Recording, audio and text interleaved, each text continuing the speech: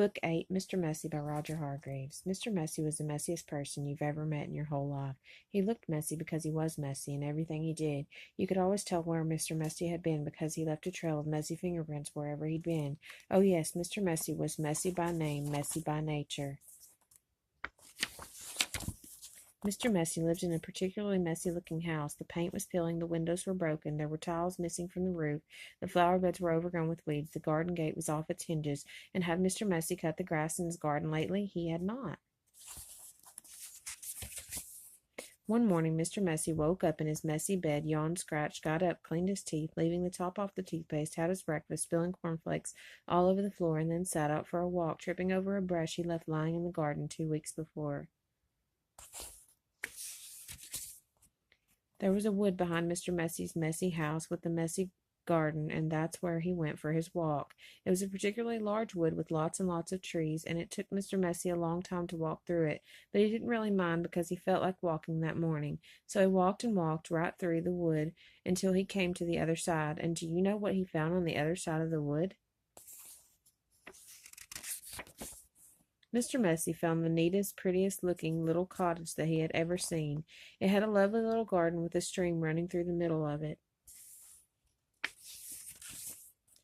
There was a man in the garden clipping the hedge. He looked up as Mr. Messy approached. "Good morning, I'm Mr. Messy," said Mr. Messy. "I can see that," replied the man, looking him up and down. "I'm Mr. Tidy." "And I'm Mr. Neat," said another man, appearing out of the house. "Tidy and neat," said Mr. Tidy. "Neat and tidy," said Mr. Neat. "We're in business together," explained Mr. Tidy, "and the people who own this house have asked us to do some work for them." "What sort of work?" asked Mr. Messy. "Oh, we make things nice and neat," said Mr. Neat. "Tidy things up," added Mr. Tidy. "Perhaps we could come along and do some work for you," said Mr. Neat, looking at Mr. Messy, who was looking even messier than usual that particular morning. "But I don't want things neat and tidy," said Mr. Messy, looking downright miserable at the thought of it. "Nonsense," said Mr. Tidy. "Fiddlesticks," said Mr. Neat. "But," said Mr. Messy. "Come along," said Mr. Neat. "Off we go," said Mr. Tidy. But," said Mr. Messy. "But nothing," said Mr. Neat, and bundling him into the van, which was parked behind the house, off they went to Mr. Messy's house at the other side of the wood. "Good heavens," said Mr. Neat when he saw where Mr. Messy lived. "Good gracious," added Mr. Tidy, "this is the messiest house I have ever seen in all my born days." They both said together at the same time, "Better do something about it," said Mr. Neat, and before Mr. Messy could open his mouth, the two of them were rushing here and there about Mr. Messy's house.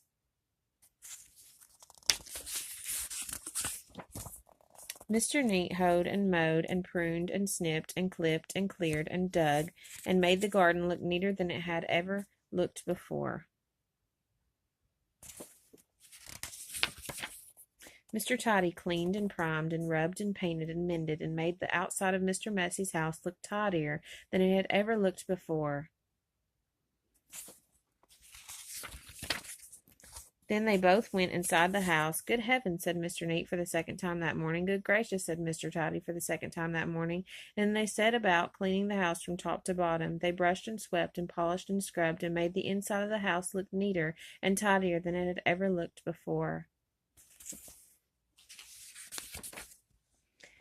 "There we are," said Mr. Tidy.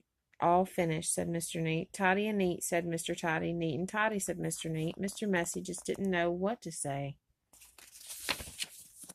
Then they both looked at Mr. Messy. "Are you thinking what I'm thinking?" Mr. Neat said to Mr. Tidy. "Precisely," replied Mr. Tidy. "What we're both thinking," they said together to Mr. Messy, "is that you look much too messy to live in a neat and tidy house like this." "But," said Mr. Messy. But whatever Mr. Messy said was no use, and Mr. Neat and Mr. Tidy whisked him off to the bathroom upstairs. It had been the messiest room in the house, but now, of course, it was neat as a new pin. Then Mr. Neat got hold of one of Mr. Messy's arms, and Mr. Tidy got hold of the other arm, and they picked him up and put him straight into the bath. Mr. Messy wasn't used to having baths. Mr. Neat and Mr. Tidy washed and brushed and cleaned and scrubbed and combed Mr. Messy until he didn't look like Mr. Messy at all. In fact, he looked the opposite of messy. He looked at himself in the mirror. "You know what I'm going to have to do now," he said in a rather fierce voice. Mr. Neat and Mr. Tidy looked worried. "What are you going to have to do?" they asked Mr. Messy. "I'm going to have to change my name," said Mr. Messy, and then he chuckled, and Mr. Neat and Mr. Toddy chuckled, and then Mr. Messy laughed, and Mr. Neat and Mr. Toddy laughed, and then they all laughed together and became the best of friends. And that really is the end of the story, except to say that if you're a messy sort of a person, you might have a visit from two people. And you know what they are called, don't you? All done. The end.